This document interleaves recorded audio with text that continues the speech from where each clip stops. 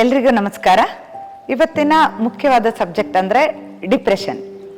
ಎಷ್ಟೋ ಜನ ಡಿಪ್ರೆಷನ್ನಿಗೆ ಒಳಗಾಗ್ತಾ ಇದ್ದಾರೆ. ಮಾನಸಿಕ ಒತ್ತಡ ಹಿಂದೆ ಅಷ್ಟೊಂದು ಇರಲಿಲ್ಲ. ಎಲ್ಲೋ ಊರಲ್ಲಿ ಒಬ್ಬೊಬ್ಬರಿಗೆ ಏನೋ ಒಂದು ಮಾನಸಿಕವಾಗಿ ಡಿಸ್ಟರ್ಬ್ ಆಗಿರ್ತಿದ್ರು, ಹುಚ್ಚು ಅಂತ ಹೇಳ್ತಿದ್ರಲ್ವಾ, ಆ ಥರ. ಬಟ್ ಈಗ 3 ಜನದಲ್ಲಿ ಒಬ್ಬರಿಗೆ ಡಿಪ್ರೆಷನ್ ಇರುತ್ತೆ.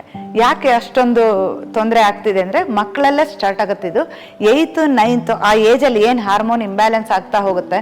ಸೊ ಅಂಥ ಟೈಮಲ್ಲೇ ಮಕ್ಕಳಲ್ಲಿ ಉಂಟಾಗುವಂಥ ಒತ್ತಡ, ಸ್ಟ್ರೆಸ್ ಆಗಿರ್ಬೋದು ಅಥವಾ ಬಿಹೇವಿಯರ್ ಚೇಂಜಸ್ ಆಗೋದನ್ನು ನೀವು ಕಂಡಿರ್ಬೋದು. ತುಂಬ ಸಿಟ್ಟು ಮಾಡ್ತಾ ಇರ್ತಾರೆ, ಏನೇನೋ ಮಾತಾಡ್ತಾರೆ.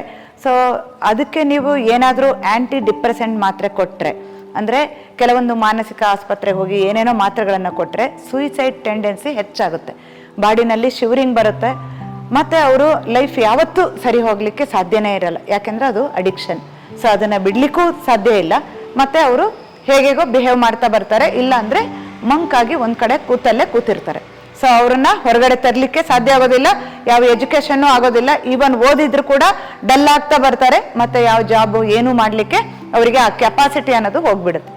ಸೊ ಅಂಥವರಿಗೆ ನ್ಯಾಚುರಲ್ ಹೀಲಿಂಗಲ್ಲಿ ಎಷ್ಟು ಒಳ್ಳೆ ಒಂದು ಹಿಂದೆ ಮಾಡಿದ್ರು. ಆ್ಯಕ್ಚುಲಿ ಹೇಳಬೇಕು ಅಂತಂದರೆ ಗಾಳಿ ಸೋಕೋದು ಅಂತ ಹೇಳ್ತಿದ್ರು, ಆಂಜನೇಯನ ದೇವಸ್ಥಾನ ಕರ್ಕೊಂಡು ಹೋಗ್ತಿದ್ರು, ನೀಮು ತುಳಸಿ ಇಂಥದ್ರಲ್ಲೆಲ್ಲ ಅವರಿಗೆ ದೃಷ್ಟಿ ತೆಗೆಯೋದು, ಬೇರೆ ಬೇರೆ ಟೆಕ್ನಿಕ್ಗಳನ್ನ ಯೂಸ್ ಮಾಡಿ ಸರಿ ಮಾಡ್ತಾ ಇದ್ರು.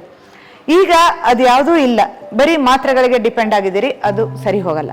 ಸೊ ನಿಮಗೆ ಬೇಕಾಗಿರೋದು ಪ್ರಾಕೃತಿಕ ಚಿಕಿತ್ಸೆ. ಅದರಲ್ಲಿ ಮೈಂಡ್ ಸ್ಟ್ರೆಂತನ್ನ ಹೆಚ್ಚು ಮಾಡಲಿಕ್ಕೆ, ಬ್ರೈನ್ ಸೆಲ್ಲನ್ನು ಆಕ್ಟಿವ್ ಮಾಡಲಿಕ್ಕೆ ಕೆಲವೊಂದು ಗಿಡಮೂಲಿಕೆಗಳು ಬೇಕು. ಒಂದೆಲ್ಗ ಆಗಿರ್ಬೋದು, ಬ್ರಾಹ್ಮಿ ಅಂತ ಹೇಳ್ತೀವಲ್ವಾ, ಜಟಾಮಾನಸಿ, ಇಂಥದ್ದು ಕಾಂಬಿನೇಷನ್ ಮಾಡಿ ಕೊಟ್ಟಾಗ ಸೊ ಬ್ರೈನ್ ಸೆಲ್ ಕರೆಕ್ಟಾಗಿ ವರ್ಕ್ ಮಾಡ್ತಾ ಹೋಗುತ್ತೆ. ಈವನ್ ಮಾತ್ರೆಗೆ ಅಡಿಕ್ಟ್ ಆದವ್ರನ್ನು ಕೂಡ ಟೇಪರ್ ಡೌನ್ ಮಾಡಿ ಮಾತ್ರೆನೂ ಬಿಡಿಸ್ಬೋದು. ನ್ಯಾಚುರಲ್ ಆಗಿ ಅವ್ರಿಗೆ ಏನು ತೊಂದರೆ ಇರುತ್ತೆ, ನಿದ್ದೆ ಬರ್ತಾ ಇರಲ್ಲ, ಸಿಟ್ಟು ಮಾಡ್ತಾ ಇರ್ತಾರೆ. ಲಾಸ್ಟಲ್ಲಿ ಸ್ಕಿಜೋಫ್ರೇನಿಯಾ ಅಂತ, ಅಲ್ಲಿವರೆಗೆ ಅದು ಲೀಡ್ ಆಗುತ್ತೆ, ಅಂದರೆ ಡ್ಯುಯಲ್ ಮೆಂಟಾಲಿಟಿ. ಸೊ ಹೇಗೇಗೋ ಬಿಹೇವ್ ಮಾಡ್ತಾರೆ. ಸೊ ಅದನ್ನು ಕೂಡ ಕಂಪ್ಲೀಟಾಗಿ ನ್ಯಾಚುರಲ್ ವೇನಲ್ಲಿ ಸರಿ ಮಾಡ್ಬೋದು. ಅವರಿಗೆ ಕೂಡ ಕೆಲವೊಂದು ಪ್ರೆಷರ್ ಪಾಯಿಂಟ್ಸ್ ಇರುತ್ತೆ, ಮುದ್ರಾ ಇರುತ್ತೆ, ಪ್ರಾಣಾಯಾಮ ಇರುತ್ತೆ.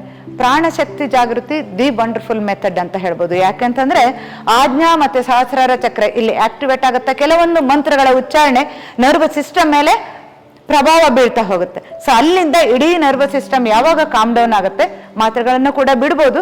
ತಗೊಳ್ದೇ ಇದ್ದವರು ನ್ಯಾಚುರಲ್ ಆಗಿ ಖಂಡಿತ ಸರಿ ಮಾಡ್ಕೋಬಹುದು.